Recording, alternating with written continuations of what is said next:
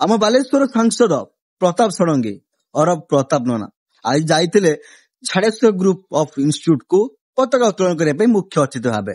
କିନ୍ତୁ ଦୁଃଖର କଥା ଯେ ନନାଙ୍କର ଟିକେ ବୁଦ୍ଧି ଜ୍ଞାନ ଟିକେ କମ ଦେଖିବାକୁ ମିଳିଥିଲା ସେଠି।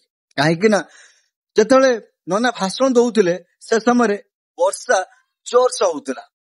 ପିଲାମାନେ ତଳେ ତ ଥିଲେ ଆଉ ସମସ୍ତେ ବର୍ଷାରେ ଓଦା ହଉଥିଲେ, କିନ୍ତୁ ନନାଙ୍କ ଦେହରେ ପାଣି ଠପେ ପଡୁନଥିଲା। କାହିଁକି ନା ନନାଙ୍କ ମୁଣ୍ଡ ଉପରେ ଥିଲା ଛତାର ବର୍ଷା, ଆଉ ଛତା ପୁରା ପାଖାପାଖି ଅଧଘଣ୍ଟା 45 ମିନିଟ୍ ପର୍ଯ୍ୟନ୍ତ ସେମିତି ଥିଲା। ଆଉ ବର୍ଷାରେ ଓଦା ହଉଥିଲେ ଛାତ୍ରଛାତ୍ରୀ। କିନ୍ତୁ ପ୍ରଶ୍ନ ଉଠୁଛି, ଯେତେବେଳେ ଜଣେ ରାଜନେତା ଯେତେବେଳେ ପଦବୀ ପାଇଯାଏ କଣ ସେତେବେଳେ ସେ ନିଜକୁ ବଡ ମନେ କରେ ନା ସେ ନିଜକୁ ରାଜା ମନେ କରେ?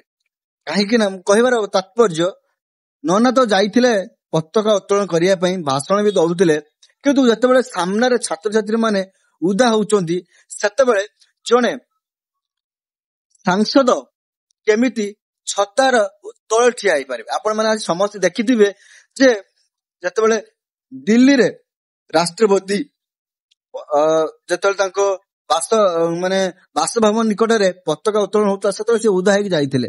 କିନ୍ତୁ ଆମ ନନାଙ୍କ ଦେହରେ ବୋଧେ ଟିକେ ପାଣି ପଡିଲେ ଗଜା ହେଇଯିବ, ସେଥିପାଇଁ ସେ କଣ ହଉଥିଲା ନା ସେ ଛତା ନେଇକି ବୁଲୁଥିଲେ। ଆଉ ଯେତେବେଳେ ବର୍ଷା ହେଲା ଛତାକୁ ଟେକି ଧରିଲେ ଆଉ ଭାଷଣ ଦେଇ ଚାଲିଲେ, ଆଉ ପିଲାମାନେ ଏଇଠି ଉଦା ହେଲେ।